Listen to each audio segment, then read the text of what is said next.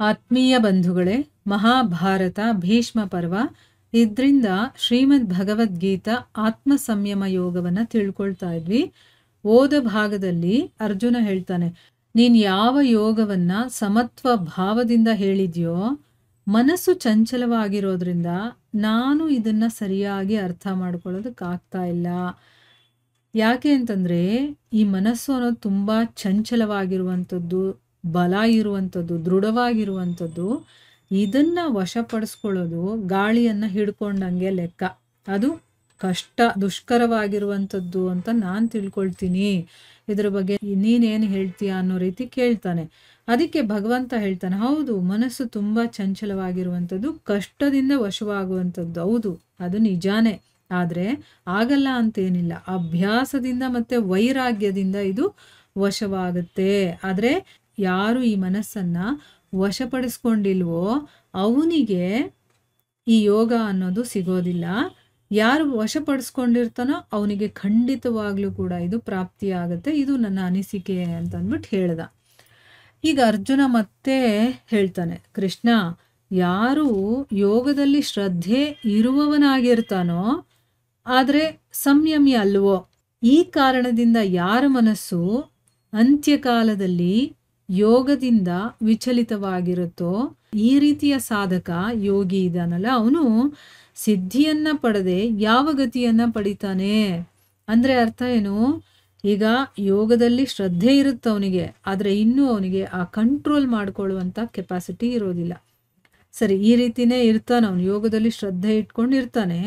ಆದ್ರೆ ಅಂತ್ಯಕಾಲದಲ್ಲಿ ಅಂದ್ರೆ ಈಗ ನನಗೆ ಸಾವಿನ ಸಮಯ ಬರುತ್ತೆ ಅಂತ ಇಟ್ಕೊಳ್ಳಿ, ಆಗ ಅವನ ಮನಸ್ಸು ಯೋಗದಿಂದ ವಿಚಲಿತವಾಗ್ಬಿಟ್ಟಿರುತ್ತೆ.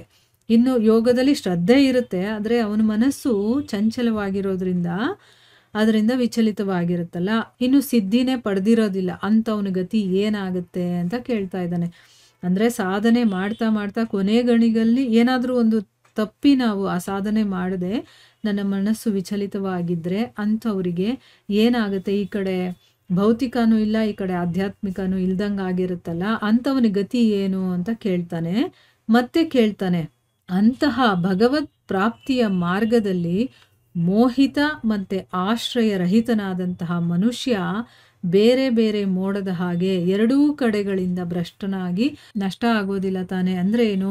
ಈ ಕಡೆ ಭಗವತ್ ಪ್ರಾಪ್ತಿನೂ ಇಲ್ಲ, ಈ ಕಡೆ ಬೇರೆದೂ ಇಲ್ಲ. ಬೇರೆ ಬೇರೆ ಬೇರೆ ರೀತಿಯ ಮೋಡದ ಹಾಗೆ ಅವನು ಎರಡೂ ಕಡೆಯಿಂದನೂ ಕೂಡ ಭ್ರಷ್ಟನಾಗೋಗ್ತಾನಲ್ಲ, ಅವನು ಏನಾಗ್ತಾನೆ? ನಾಶ ಆಗ್ಬಿಡ್ತಾನ ಅಥವಾ ಏನಾಗ್ತಾನೆ? ಕೃಷ್ಣ, ನನ್ನ ಈ ಸಂಶಯವನ್ನ ಕಂಪ್ಲೀಟ್ ಆಗಿ ಛೇದಿಸೋದಕ್ಕೆ ಅಂದ್ರೆ ಅದಕ್ಕೆ ಉತ್ತರವನ್ನ ಕೊಡೋದಕ್ಕೆ ನೀನೇ ಯೋಗ್ಯನಾಗಿದ್ಯಾ. ಯಾಕೆ ಅಂತಂದ್ರೆ ನೀನಲ್ಲದೆ ಬೇರೆ ಯಾರು ಈ ಸಂಶಯವನ್ನ ದೂರ ಮಾಡೋದಕ್ಕೆ ಸಿಗೋದಿಲ್ಲ, ಅಸಂಭವ ಸಿಗೋದು ಅಂತ ಹೇಳ್ತಾ ಇದ್ದಾನೆ.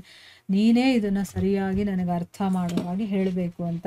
ಸೊ ಇದಕ್ಕೆ ನಮಗೂ ಕೂಡ ಉತ್ತರ ಬೇಕಲ್ವಾ? ಈಗ ನಾವು ಏನೋ ಸಾಧನೆ ಮಾಡಬೇಕು ಅಂತ ಶುರು ಮಾಡಿದೀವಿ, ಮಾಡ್ತಾ ಇರ್ತೀವಿ ಕೂಡ, ನಮಗೆ ಇದರಲ್ಲೆಲ್ಲ ಶ್ರದ್ಧೆ ಇದೆ. ಆದರೆ ಮನಸ್ಸು ನಮ್ಮದು ಚಂಚಲ ಅಲ್ವಾ?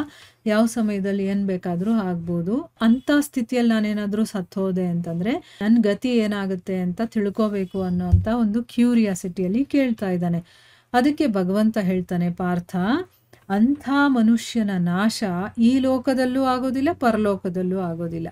ನೋಡಿದ್ರಾ?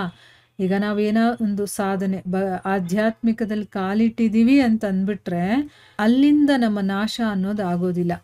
ಅಂದ್ರೆ ನನಗೇನೋ ಒಂದು ಸ್ವಲ್ಪ ಮಟ್ಟಿಗಾದ್ರೂ ಒಳ್ಳೇದೇ ಆಗುತ್ತೆ. ಅದಕ್ಕಿಲ್ಲಿ ಉತ್ತರ ಕೊಡ್ತಾನೆ ನೋಡಿ ಭಗವಂತ. ಈಗ ಅಂಥ ಮನುಷ್ಯನ ನಾಶ ಈ ಲೋಕದಲ್ಲೂ ಆಗೋದಿಲ್ಲ, ಪರಲೋಕದಲ್ಲೂ ಆಗೋದಿಲ್ಲ. ಯಾಕೆ ಅಂತಂದ್ರೆ ಆತ್ಮೋದ್ಧಾರಕ್ಕೋಸ್ಕರ ಕರ್ಮ ಮಾಡುವಂತಹ ಯಾವುದೇ ಮನುಷ್ಯನಿಗೂ ಕೂಡ ದುರ್ಗತಿ ಅನ್ನೋದು ಬರೋದಿಲ್ಲ. ಯೋಗ ಭ್ರಷ್ಟನಾದ ಮನುಷ್ಯ ಪುಣ್ಯವಂತರ ಲೋಕವನ್ನ ಪಡ್ಕೊಂಡು ಅಲ್ಲಿ ಬಹಳ ವರ್ಷದ ತನಕ ವಾಸ ಮಾಡಿ ಆಮೇಲೆ ಶುದ್ಧ ಆಚರಣೆ ಮಾಡ್ತಾರಲ್ಲ, ಅಂಥ ಒಳ್ಳೆ ಮನುಷ್ಯರ ಮನೆಯಲ್ಲಿ ಜನ್ಮ ತಗೊಳ್ತಾನೆ. ಈಗ ನಾವು ಸಾಧನೆ ಮಾಡ್ತಿರ್ತೀವಿ, ಒಳ್ಳೆ ಕೆಲಸ ಅಲ್ವಾ? ಆಧ್ಯಾತ್ಮಿಕ ಆತ್ಮದ ಉದ್ಧಾರಕ್ಕೋಸ್ಕರ ನಾವು ಕೆಲಸ ಮಾಡ್ತಾ ಇರೋದಿಲ್ಲಿ. ಇಲ್ಲೇನಾದ್ರೂ ಮಾಡ್ತಾ ಮಾಡ್ತಾ ನಾವು ಸತ್ತೋದ್ವಿ, ನಾವು ಫುಲ್ ಮಾಡಕ್ ಆಗ್ಲಿಲ್ಲ ಅಂತಂದ್ರೆ ನಮಗೆ ಒಳ್ಳೆ ಗತಿನೇ ಸಿಗುತ್ತೆ. ಅಂದರೆ ಏನು, ಒಳ್ಳೆಯ ಒಂದು ಉನ್ನತ ಲೋಕಗಳು ಸಿಗುತ್ತೆ. ಆಮೇಲೆ ಅಲ್ಲಿ ಸ್ವಲ್ಪ ದಿವಸ ಎಲ್ಲ ಇದ್ದು ನಮ್ಮ ಪುಣ್ಯಗಳು ಅಂತ ಏನೇನಿರುತ್ತೋ ಅದೆಲ್ಲ ನಾವು ಭೋಗಿಸಿದ್ಮೇಲೆ ಮತ್ತೆ ನಾವು ಈ ಒಂದು ಲೋಕಕ್ಕೆ ಮತ್ತೆ ನಾವು ಗಳಿಸೋದಕ್ಕೆ ಅಂತ ಬರಬೇಕಲ್ಲ. ಬಂದಾಗ ಒಳ್ಳೆ ಒಂದು ಆಚರಣೆ ಎಲ್ಲ ಮಾಡ್ತಾರೆ. ಅಂದರೆ ಭಗವಂತನ ಒಂದು ವಿಚಾರಗಳು ಆ ಮನೆಯಲ್ಲಿ ಜಾಸ್ತಿ ನಡೀತಾ ಇರುತ್ತೆ. ಅವನ ಬಗ್ಗೆ ಮಾತಾಡೋದು, ಅವನ ಪೂಜೆ, ಮತ್ತು ಅವನ ಬಗ್ಗೆ ತಿಳ್ಕೊಳ್ಳುವಂಥದ್ದು ಅಂಥವ್ರ ಮನೆಯಲ್ಲಿ ನಾವು ಹುಟ್ಟುತ್ತೀವಿ. ಅಥವಾ ಒಂದು ಸಾಹುಕಾರ ಮನೆಯಲ್ಲಿ, ಅಂದರೆ ಅಲ್ಲಿ ಏನು ಕಷ್ಟಗಳಿರಬಾರ್ದು, ನೋವುಗಳಿರಬಾರ್ದು ಅಂತ ಮನೆ, ಇಲ್ಲಾಂದರೆ ಶುದ್ಧವಾದ ಆಚರಣೆ ಇರುವಂತಹ ಒಬ್ಬ ಒಳ್ಳೆಯವ್ರ ಮನೆಯಲ್ಲಿ ಜನಿಸ್ತೀವಿ. ಅಥವಾ ಇನ್ನೊಂದೇನಾಗುತ್ತೆ, ಈಗ ಒಳ್ಳೆ ಮನೆ ಸಿಗುತ್ತೆ ನಮಗೆ ಮತ್ತೆ ಬಂದಾಗ. ಇಲ್ಲ ಅಂತಂದ್ರೆ ಏನಾಗುತ್ತೆ, ವೈರಾಗ್ಯವಂತ ಪುರುಷ ಈ ಲೋಕಗಳಿಗೆ ಹೋಗದೆ, ಈಗ ನಮ್ಮಲ್ಲಿ ಆಸೆನೂ ಇಟ್ಕೊಂಡು ಭಗವಂತನ ಸಾಧನೆನೂ ಮಾಡ್ತಾ ಇರ್ತೀವಿ ಅಂದರೆ ನಮಗೆ ಪುಣ್ಯ ಲೋಕಗಳು ಸಿಗುತ್ತೆ. ಈಗ ಕೆಲವರಿಗೇನು ಅಂತಂದ್ರೆ ಆಸೆಗಳಿರೋದಿಲ್ಲ, ಅವನು ವೈರಾಗಿ ಆಗಿರ್ತಾನೆ. ಅಂಥ ಮನುಷ್ಯ ಏನಾದರೂ ಸತ್ತು ಹೋದ್ರೆ ಅವನು ಆ ಲೋಕಗಳಿಗೆ ಹೋಗದೆ ತಕ್ಷಣನೇ ಇನ್ನೊಬ್ಬ ಜ್ಞಾನವಂತ ಯೋಗಿಗಳ ಕುಲದಲ್ಲಿ ಅವನು ಹುಡ್ತಾನೆ. ಆದರೆ ಈ ರೀತಿಯ ಈ ಜನ್ಮ ಇದೆಯಲ್ಲ, ಈ ಜಗತ್ತಿನಲ್ಲಿ ನಿಸ್ಸಂದೇಹವಾಗಿ ತುಂಬ ದುರ್ಲಭ. ಅಂದರೆ ಈಗ ಸತ್ತಿದ ತಕ್ಷಣ ನೆಕ್ಸ್ಟು ನಮಗೆ ಯಾರಾದರೂ ಒಬ್ಬ ಒಳ್ಳೆ ಯೋಗಿಗಳ ಮನೆಯಲ್ಲಿ ಹುಟ್ಟೋದಿದೆಯಲ್ಲ, ಅದು ತುಂಬಾ ದುರ್ಲಭವಾಗಿ ಸಿಗುತ್ತೆ. ಅಲ್ಲಿ ಆ ಮೊದಲ ಶರೀರದಲ್ಲಿ ಸಂಗ್ರಹವಾಗಿರುವಂತಹ ಬುದ್ಧಿ ಸಂಯೋಗವನ್ನು, ಸಮತ್ವ ಬುದ್ಧಿಯೋಗದ ಸಂಸ್ಕಾರಗಳನ್ನು ಅನಾಯಾಸವಾಗಿ ಪಡ್ಕೊಳ್ತಾನೆ. ಅಂದರೆ ಏನು, ಈಗ ನಾನು ಮಾಡ್ತಾ ಇರೋದು ಇಲ್ಲಿಗೊಂದು 10% 20% ಮಾಡಿರ್ತೀನಿ, ಅದನ್ನು ಮತ್ತೆ ಕಂಟಿನ್ಯೂ ಆಗುತ್ತೆ. ನನಗೆ ಆ ಮನೇಲಿ ಹುಟ್ಟಿದ ತಕ್ಷಣ ಅಲ್ಲಿ ನಂದು ಮತ್ತು ಅವರು ಮಾಡುವಂತಹ ಒಳ್ಳೆ ಆಚರಣೆಗಳು, ಈಗ ಯೋಗಿಗಳ ಮನೆಯಲ್ಲಿ ಹುಟ್ಟೋದು, ಜ್ಞಾನಿಗಳ ಮನೆಯಲ್ಲಿ ಹುಟ್ಟೋದು ಅಂತಂದರೆ ಸಾಮಾನ್ಯ ಅಲ್ಲ. ಅಲ್ಲಿ ಯಾವಾಗಲೂ ಅದೇ ವಿಚಾರಗಳು ನಡೀತಾ ಇರೋದ್ರಿಂದ ನನಗೂ ಅದರಲ್ಲಿ ಆಸಕ್ತಿ ಇದ್ದು ನನ್ನ ಒಳಗಡೆ ಆ ಸಂಸ್ಕಾರಗಳಿರೋದ್ರಿಂದ ನಮಗೇನಾಗುತ್ತೆ, ಅನಾಯಾಸವಾಗಿ ಅದೆಲ್ಲ ನಮಗೆ ಸಿಗ್ತಾ ಹೋಗುತ್ತೆ. ನಾನು ಈ ಮತ್ತೆ ಏನು ಕಷ್ಟಪಡಬೇಕಾಗಿಲ್ಲ.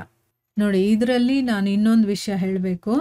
ಯಾಕೆ ಅಂತಂದರೆ ಈ ಒಂದು ಪ್ರಪಂಚಕ್ಕೂ, ಅಂದರೆ ಭೌತಿಕಕ್ಕೂ ಆಧ್ಯಾತ್ಮಿಕಕ್ಕೂ ಏನು ವ್ಯತ್ಯಾಸ ಇದೆ ಅಂತ ನಾವು ತಿಳ್ಕೊಂಡಾಗ ಆಧ್ಯಾತ್ಮಿಕಕ್ಕೆ ನಾವು ಇಂಪಾರ್ಟೆನ್ಸ್ ಕೊಡ್ತೀವಿ.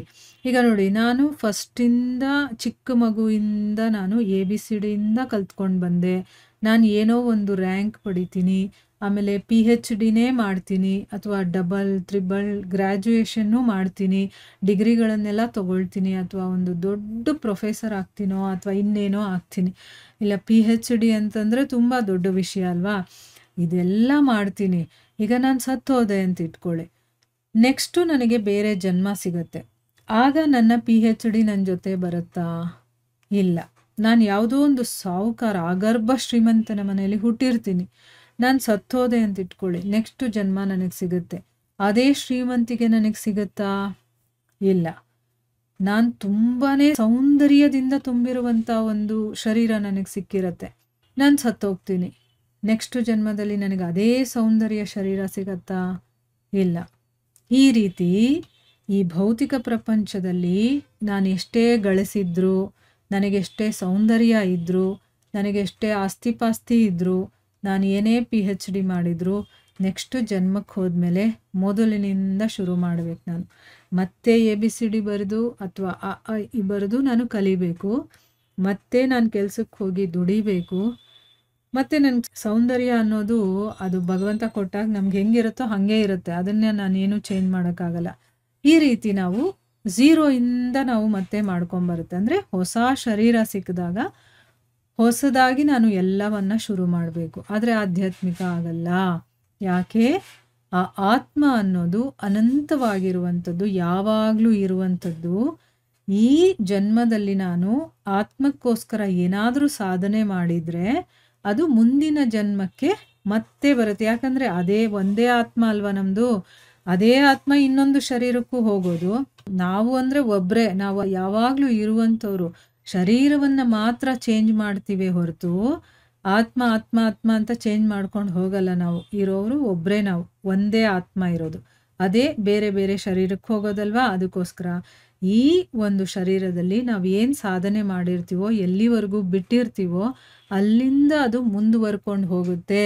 ಮತ್ತೆ ನಾವು ಹೊಸದಾಗಿ ಸ್ಟಾರ್ಟ್ ಮಾಡಬೇಕು ಅಂತೇನಿಲ್ಲ. ಅದಕ್ಕೆ ಭಗವಂತ ಆತ್ಮೋದ್ಧಾರಕ್ಕೋಸ್ಕರ ನೀನು ಏನಾದರೂ ಕೆಲಸ ಮಾಡಿದರೆ ಅದರಲ್ಲಿ ನೀನು ದುರ್ಗತಿಯನ್ನು ಹೊಂದ್ತೀನಿ ಅಂತ ಭಯ ಪಡಬೇಡ. ಯಾಕೆ ಅಂತಂದರೆ ನಿನಗೆ ಅಲ್ಲಿಂದ ಮುಂದಕ್ಕೆ ಸಾಧನೆ ಮಾಡ್ಕೊಂಡು ಹೋಗೋದಕ್ಕೆ ಏನು ಅನುಕೂಲ ಬೇಕೋ ಅದನ್ನು ನಾನು ನಿನಗೆ ಮಾಡಿಕೊಡ್ತೀನಿ ಅಂತ ಹೇಳ್ತಾನೆ. ಅಂದರೆ ಎಲ್ಲಿವರೆಗೂ ಬಿಟ್ಟಿರ್ತೀಯೋ ಅಲ್ಲಿಂದ ಶುರು ಮಾಡ್ತೀಯಾ ಅಂತ ಅಂದ್ಬಿಟ್ಟು ಹೇಳ್ತಾ ಇದ್ದಾನೆ. ಇದು ತುಂಬ ಇಂಪಾರ್ಟೆಂಟು. ಇದೆಲ್ಲ ನಾವು ಅರ್ಥ ಮಾಡಿಕೊಂಡಾಗ ನಮಗೆ ಆಧ್ಯಾತ್ಮಿಕದಲ್ಲಿ ಆಸಕ್ತಿ ಅನ್ನೋದು ಬರುತ್ತೆ. ಅದಕ್ಕೆ ಜ್ಞಾನ ಅನ್ನೋದು ತುಂಬ ತುಂಬ ತುಂಬ ಇಂಪಾರ್ಟೆಂಟು. ಅದರಲ್ಲೂ ತತ್ವ ತಿಳ್ಕೋಬೇಕು.